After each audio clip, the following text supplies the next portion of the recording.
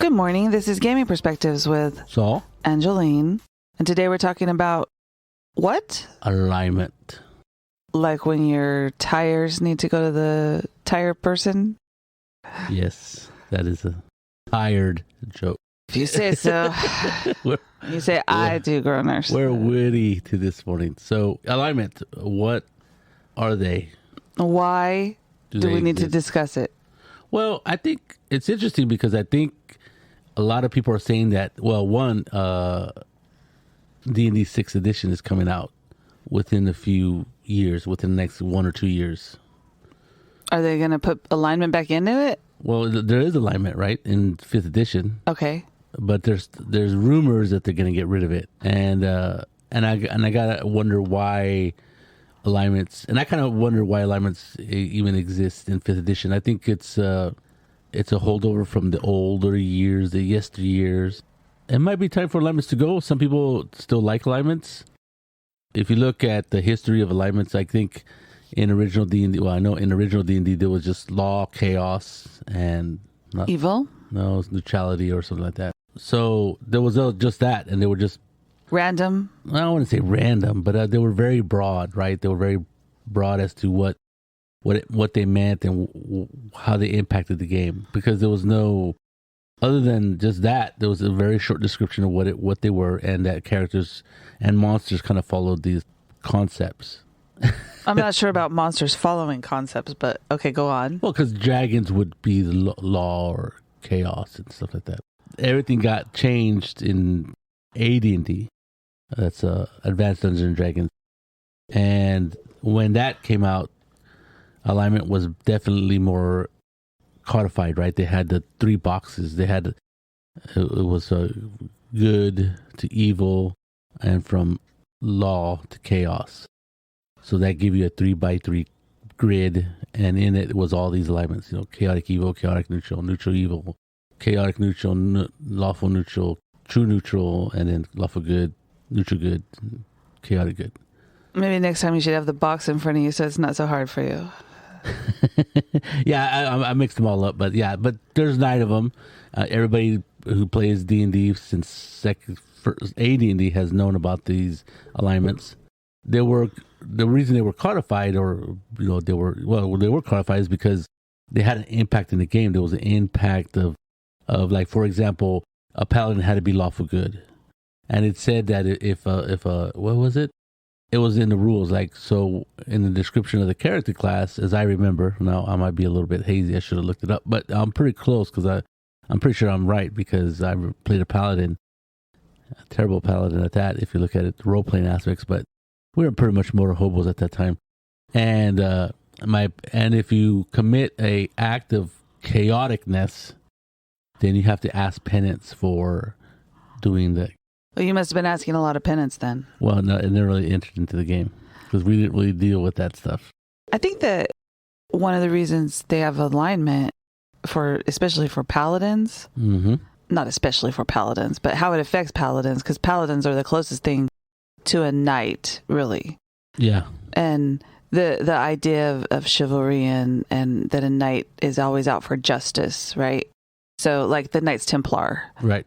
But the problem is that how do you play that? I mean, I've only known one person who played a paladin, probably a dwarf paladin, when Dawn was playing the paladin, and I think it was 3rd edition. Yes. He's the only person that I've ever seen really stick to that kind of straight up lawful good, right? Right.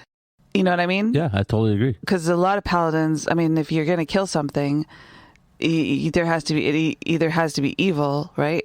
Correct. Or you have to do some kind of check to see if you're going to turn evil, I guess, or something like that. Well, I was saying in the original rules, AD&D paladins had this thing with, if you did a chaotic act, you had to ask for penance, and until that happened, you would lose some abilities.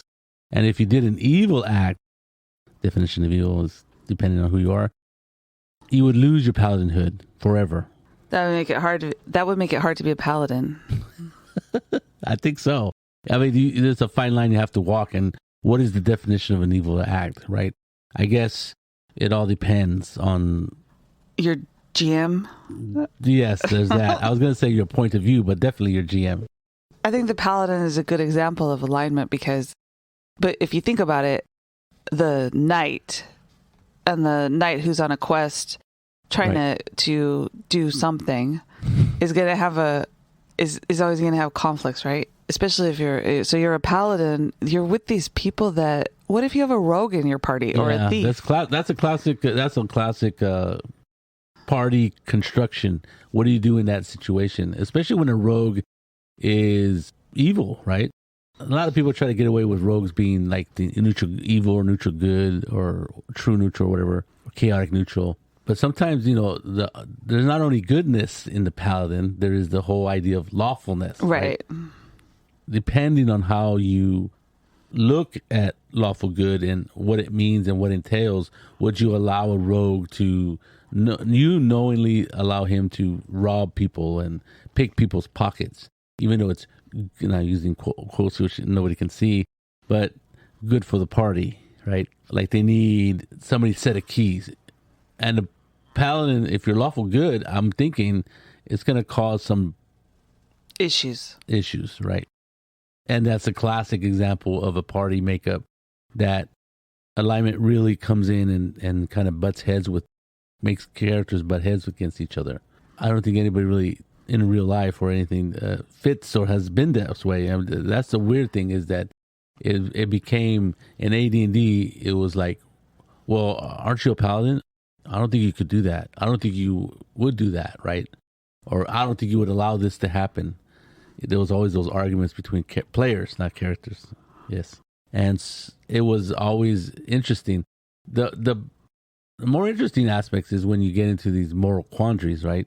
I still remember, I don't know if you were there, you probably stopped playing by that point, where they had a prisoner, I think it was Orc, and they got into a big discussion about whether to kill him or not kill him. And I let them go on for like 10 or 20 minutes. It was a long time. And then finally I said, you guys got to act, because there's like an army coming toward you. And he was this advanced scout or something.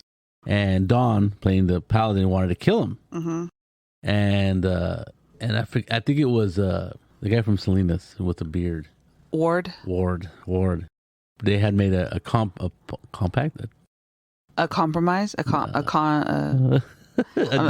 I'm trying to figure out the word he's trying to say by looking at him. A deal with the Orc, saying that if he divulged information, they would let him go. Was Ward a part Orc? Yes, he was half Orc. So was Steve. Yes. So there were two half Orcs talking to this Orc. Yes. And the party agreed to it. And then he divulged any information that he had willingly, when his life was on the line. And then they go, we're going to let him go. And then that's when the paladin goes, no, we can't let him go. And so it's a big old conversation ensued. And then they were both talking. And then paladins being the way they are, he just killed him. Yeah, time for talking is done. And he killed the Orc. Like I said, he's the only person that I've ever why he was in a party with two half Orcs, I'm not sure. I mean, that's just destiny, I guess. Well, one Orc was a monk. Yeah. And the whole idea was, for me, I thought it was an interesting combination, is that they were both supposedly, they were both lawful good. Steve, he wasn't a very lawful good player type. He's just chaotic. Yes. But I thought it was an interesting idea that there's this half Orc who's a monk, who's trying to be a monk, who's trying to stay a monk and being lawful good, and his church, or the church, not bonded him, but had him had him be partnered up with the dwarf paladin. Flint was his name, I think. And as a way of teaching him how to be lawful good and making sure that he stayed in the lawful good direction. I thought it was an interesting idea, and that's how I looked at it. Of course, Steve was always doing stuff that was not very lawful at all. He wasn't a paladin, though, was he? No, he was a monk. Yeah. But they had the same thing. You had to be lawful as a monk in AD&D. I mean, third edition? At this time we're playing third edition. Yeah, it was third edition. But I think they still have that. They still had that caveat or that prerequisite that you had to be lawful to be a monk. You had to be lawful good, lawful evil, or lawful neutral. I don't know why. I guess because of the the tight structure of the society. Anyway, other than that, most times alignment never comes into play. And then of course there was these spells where cleric spells were aligned good or evil, and so as let's say a lawful good priest couldn't throw evil spells, right? Yeah, more or less, stuff like that. There was all these things, but for the most part, 5th edition comes out and they really kind of do away with all that stuff, right? There's no spells that have alignments on them, right? There's no evil spells. I don't know. Well, Ian always plays like a wizard or something, and he's always halfway. No matter what his alignment is, he's a little chaotic well, you could use this, even though I would consider it evil spell-wise, right? Oh, yeah. Like, using compulsion or making things that I would consider evil. Because he always plays neutral. Chaotic neutral at that, I think. But yeah. I don't know. Alignment is hard if you're throwing spells or being a paladin. Do you want to go to the dark side? And I know some people don't mind playing that way, but I always I'm like, I don't know if that would really be considered good or chaotic if you're doing something evil.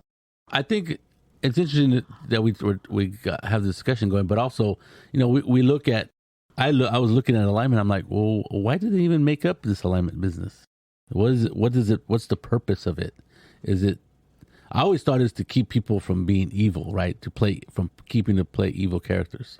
But I don't know if that's true. I mean, that's just an idea that I had ever since I first started playing D&D. Probably because you played with a Boy Scout. That's true. But I don't know. I think it was interesting. It's an interesting part of D&D that has stayed with it for a long time, and I think like I said, the first one was original D&D just had this little blurb about it, nothing about characters had to be this or had to be that, but there wasn't that many character classes. There was a fighter, a magic user, and a cleric. I think maybe as people started playing and they created advanced D&D, maybe they got feedback from people where they were saying, this is happening, you need to do something about it. Yeah, I think the idea of feedback is a new thing. Well, no, it's not a new thing, but remember, old days there wasn't computers, so the feedback wasn't like now. You get tons of feedback whether you want it or not. Your game sucks. Your idea sucks. You're ugly, right? And because it's a keystroke away.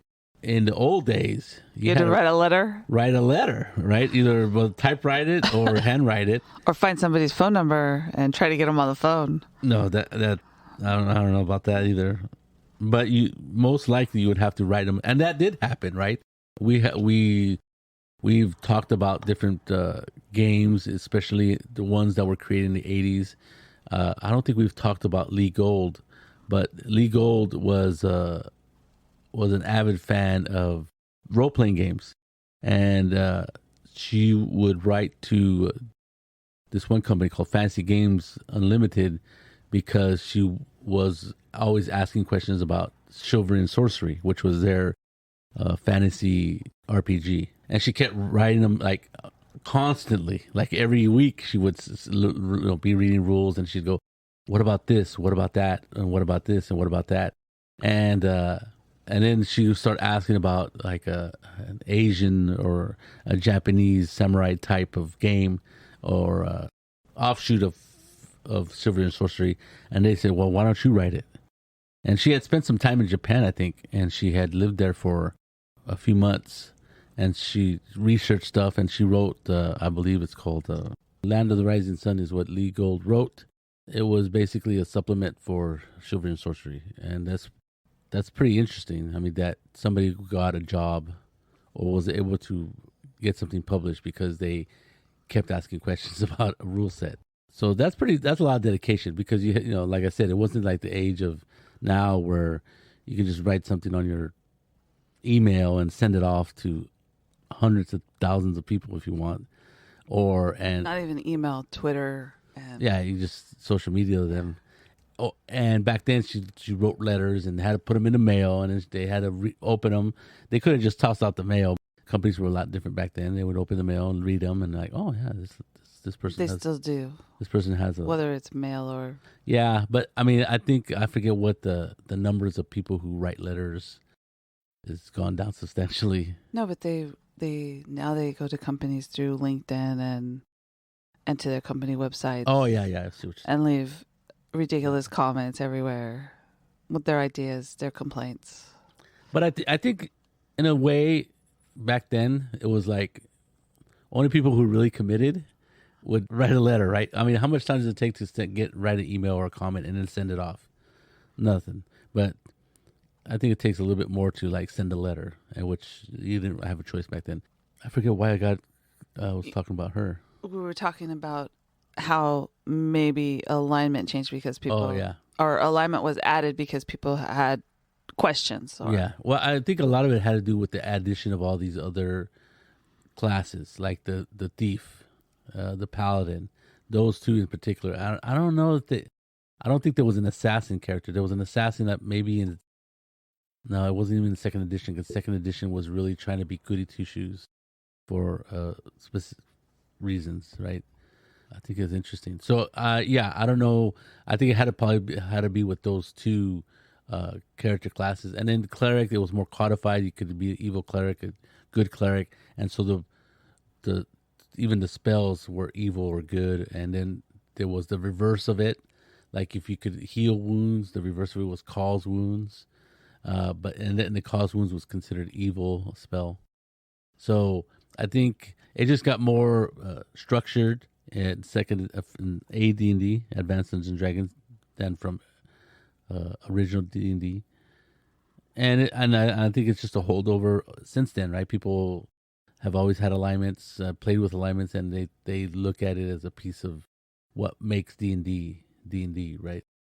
The only time I ever really hear about characters' alignments is if someone at the table says, "Would your character do that? I thought you were good," or stuff like that. Right.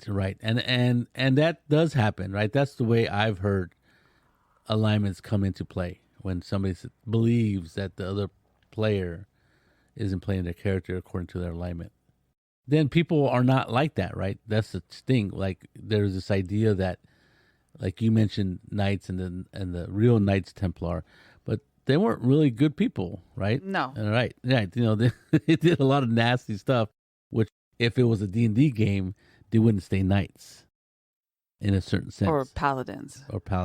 In that sense. Just talking about that, the idea that alignment for knights or paladins is, I mean, that's, if you're a hero, heroes always have flaws, right? Okay. So the flaw is the part that's you're trying to overcome to be the hero, right? Or to be the best paladin.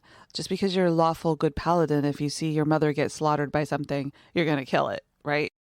The emotion would overtake you, and then you might feel bad afterwards, but maybe not. Probably not in that sense. But I agree that that stuff would happen. It could happen, right? As you know, I've been reading the Robert Jordan books again, yes. The Wheel of Time series, and the person that stands out to me the most when we talked about this episode was Galad. Yeah, he's the one of a prince, princess, and his sister and his brother say, just don't tell him, because he always does what is right, even if it's going to get himself or somebody else into trouble. He always does what he thinks is right. He never sways from that, no matter what's going to happen. Right. And whenever I read him in the story, I'm like, he's like a lawful good. Whatever he believes is lawful and good, that's what he's going to do. Well, I don't know about good, because you just, well, I guess he could be neutral, lawful neutral. I don't know. I think you're right, but I think he's like epitome of a knight.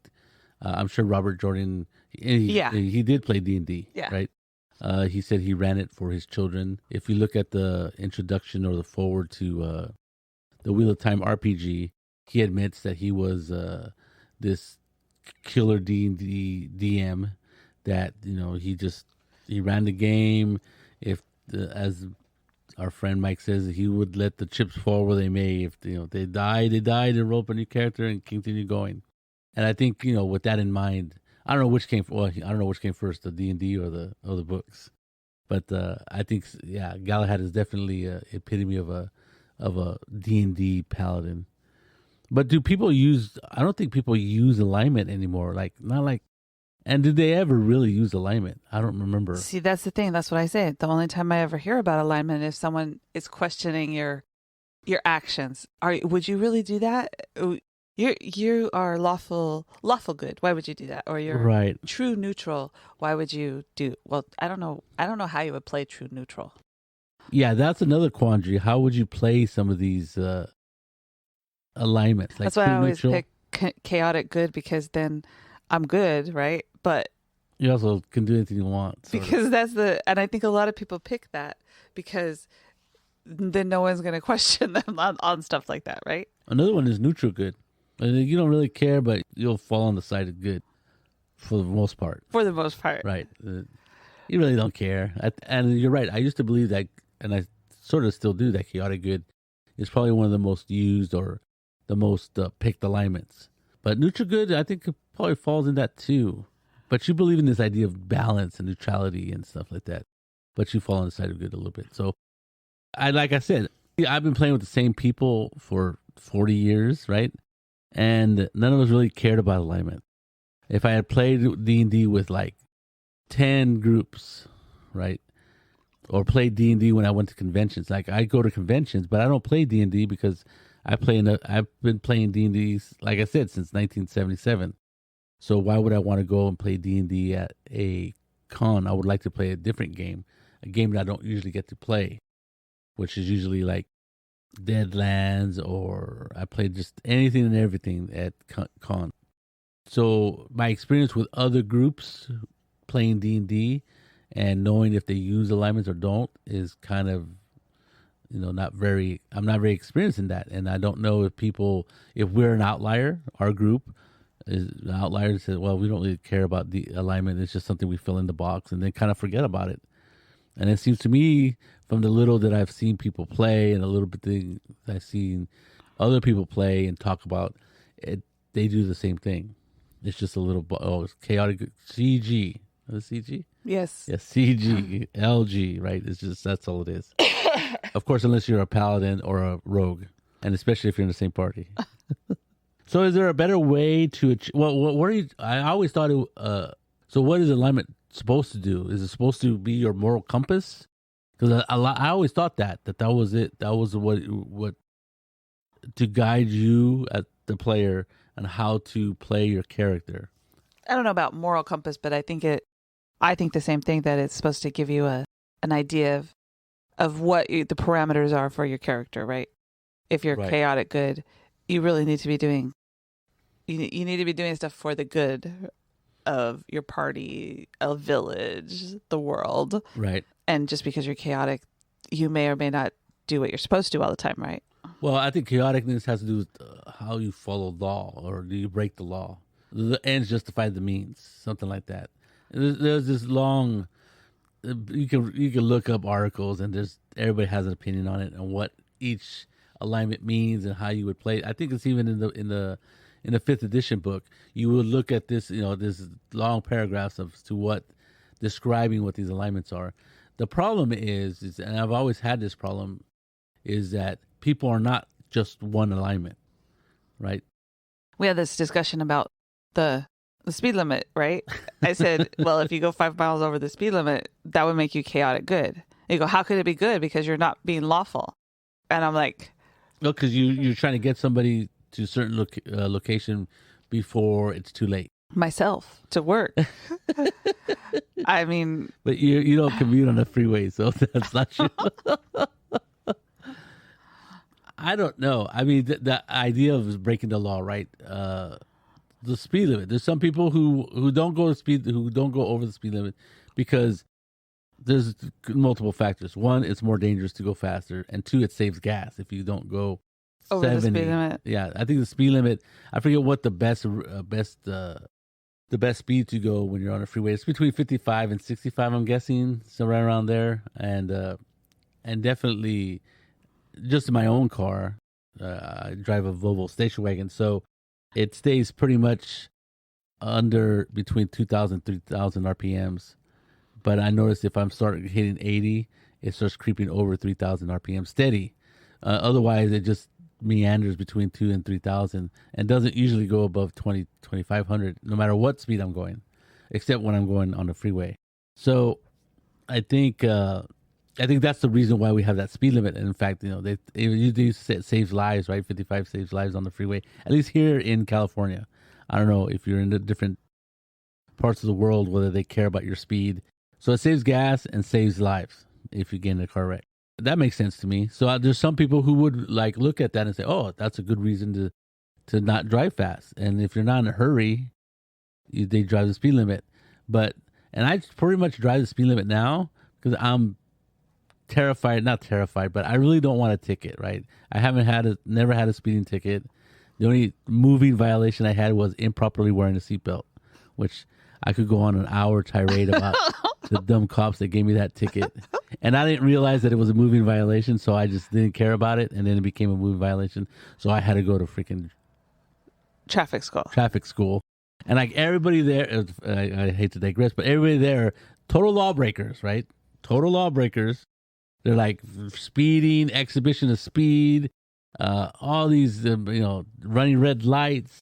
And because it's like an AA club, right?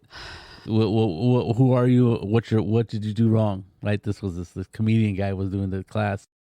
And I said, I improperly wearing a seatbelt. And then gave me a double look. Okay, how do you do that? And I go, basically, my dad, who owned a 1972 Gran Torino, which I had borrowed to go to work, he had cut off the shoulder restraint because he didn't like it. So I was driving that car, and they stopped me.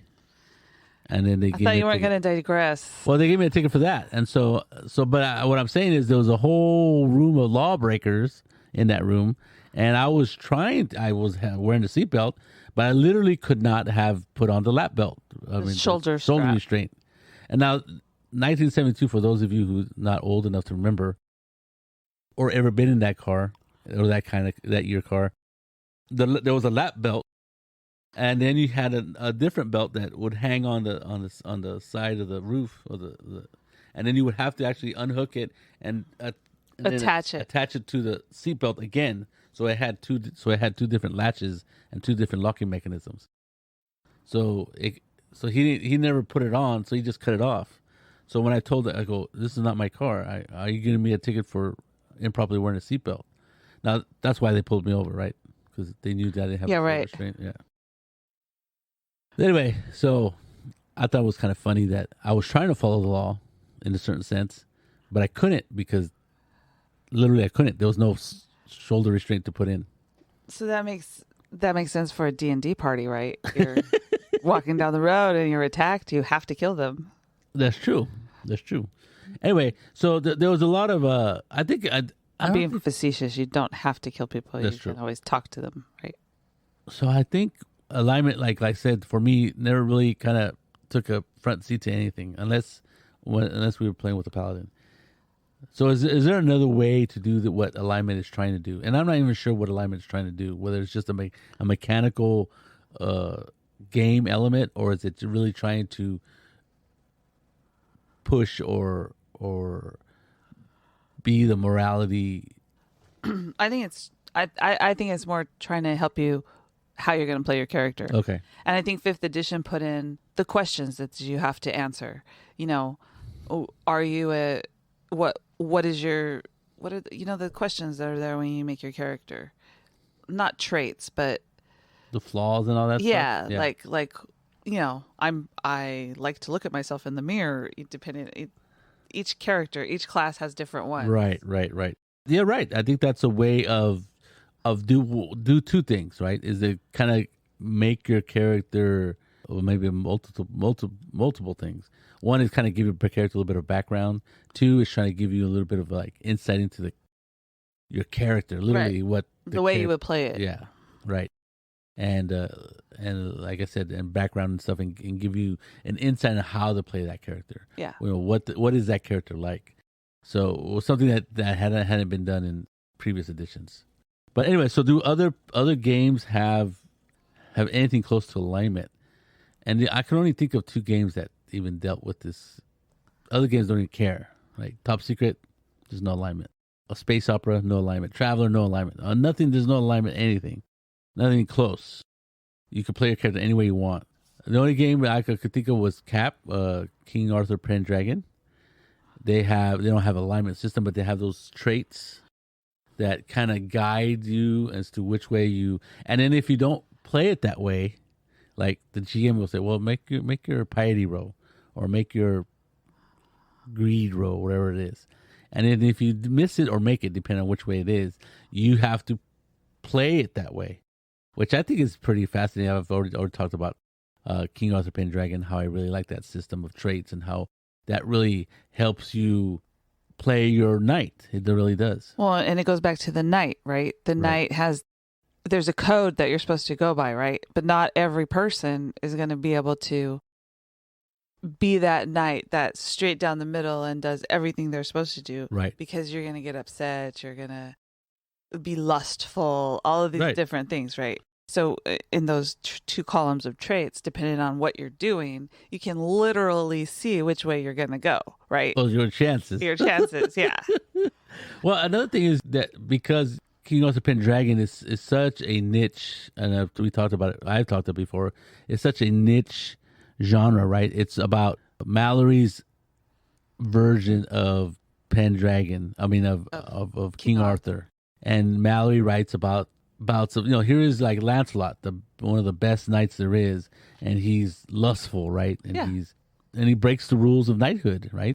And so I think it's just a fascinating way of not dictating morality, but having it creep up in your game in a system.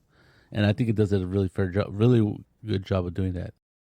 I mean, I can't think of I was thinking of Tecumel. They have the 12 gods of there's 12 gods, and 6 are stability and 6 are change.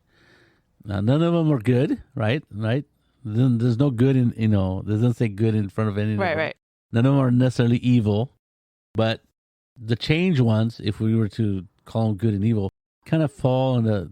A change is chaos, right? Right. And then stability is like law. Yeah. But then again, the lawful ones aren't good either. They're not necessarily good, right? Stability, right? At least the authoritarianism. Gods are only human, right? I'm sorry, that's a bad joke. Yeah, but I think a lot of games just do away with the whole idea of alignment because it does kind of force people to play a certain way if you were to follow the alignment system. I think people don't like anything to box them in. It kind of depends on what you're playing. Like if you're playing werewolf or vampire, wow, then alignment is going to be something you're not going to want to touch, right? Because you might have to eat it. I mean, I'm just saying. Well, that's the other thing is that but I think there's rules. I think that Call of Cthulhu it has nothing to do with alignment. I guess it does. More like because you're going to lose your sanity the more things you discover are real or you think are real or you see, right? Right. So then it's going to change the way that you're doing stuff.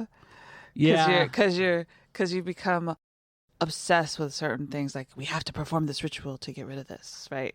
And you're losing your mind, so you get more creative on how you do things. Yeah, what you're going to do. Yeah, I think... that's a whole different mechanic of sanity stuff. So it's sanity versus it's a way to get you to play your character a little bit different. Right. No. Yeah, that's true. I think that's... But it has nothing to do with alignment. Right. I mean, it has nothing to do with good and evil. It has to do with craziness. So I was talking about other games that the only ones I can think of. So do I think that 6th edition is going to have alignment? Have you read stuff about it? Have you thought? I don't think there's anything official that's come out. Oh, okay. So everything's like, if it's whispers, and rumors. As far as I know, I haven't really been paying attention to it though. I haven't really looked into it. But the only rumor that I heard, remembering is that they're going to do away with alignments. Another thing is ability scores, since we don't use them. That's going to be a really hard one for people. I think so. Because you look at that and you do use them in a way, because you use the pluses that you get to your skills, right? Because if you have a +2 to dexterity, it gives you stuff for different skills. Yes, that's how they use it. So, but they might change instead of you having a whatever gives you a +2, a 16 or whatever. Yes, maybe you have just a +2. Yeah. Which will be hard for people because it's chaotic change. Well, I remember I was listening to the person in charge of Pathfinder 2. He did an interview, and he was talking about what he would change, right? Because I think Pathfinder 2 got rid of alignments. I'm not sure. I don't have it. But he was talking about changes. And one of the changes he was talking about that he wished you could make was getting rid of the ability scores and just having +1, +2, +0. I remember you telling me about that. Yeah. And he said, and the only reason he didn't do that, and the company didn't do that, Pathfinder, Piazzo, was because backlash of people rebelling against it. They did a play test, right? With it, trying to do that. And I'm telling you, people do not like change because they want to know what their strength is. Yeah. Especially Pathfinder people, because they're very into stats and stuff like that. I'm saying that because the boys love Pathfinder. In fact, Augustine's going to run a game for us in Pathfinder, so I'll just rebought the books because the other ones were like falling apart. Well, and they're the little pocket-sized editions, so I won't be able to read them. But you just have to take off your glasses to read them. Yeah, my son and his friends will, and one of them I guess we don't have, which is kind of interesting. I thought we had them all, but obviously not. No, we're talking about first edition, not second edition. Yeah, they wanted to go old school. Yeah, it's kind of weird. That's kind of weird. Maybe we should talk about that in another podcast, going back to previous editions and staying with them. We kind of think we've talked about it just off the microphone, obviously, about why would anybody want to go back and play like AD&D, right? Or some people never. Because there's a lot of people who that's all they play. Exactly. Because I'm talking about people who went ahead and played third edition, maybe Pathfinder, maybe even fifth edition, but then went back to AD&D because that's what they like. Yeah, right. I don't know if I would want that. I don't know, but the boys like Pathfinder, and that's the one they played the most when they were younger. That's true. And are they having over that nostalgia? I don't know if it's nostalgia but it's something. It's something about those numbers, right? They like the way the numbers work versus, fifth edition is just too loosey goosey for them. Well, if you think about it, it's been a half their lifetime since they played. Yeah. And that's when you're that young, it seems a long time ago. Yeah. When you're 8 and 9 and playing Pathfinder, and I think you played even younger. But they played till older too. Well, yeah, I think until we 14 start playing or something. So. We started playing D&D 5th edition, but it's kind of funny that they have this nostalgia kick to want to go play that game. So newer games. So if 6th edition does get rid of stats, and alignment, that would be interesting. Yes. So I don't know if this helped you with the alignment and what it is, and why you use it, if you use it at all, or even look at it. Maybe you will. I think that's why it's going out, right? Because I don't think people use it. I mean, the percentage of people who play 5th edition D&D, how many actually use alignment? And I'm going to guess it's probably, or use it in any way, it's probably pretty low. Other than just when they're making their character and they check the box. Check the box. Chaotic good. Chaotic good. Always chaotic good. This is Gaming Perspectives with Saul and Jolene. And you have a good day.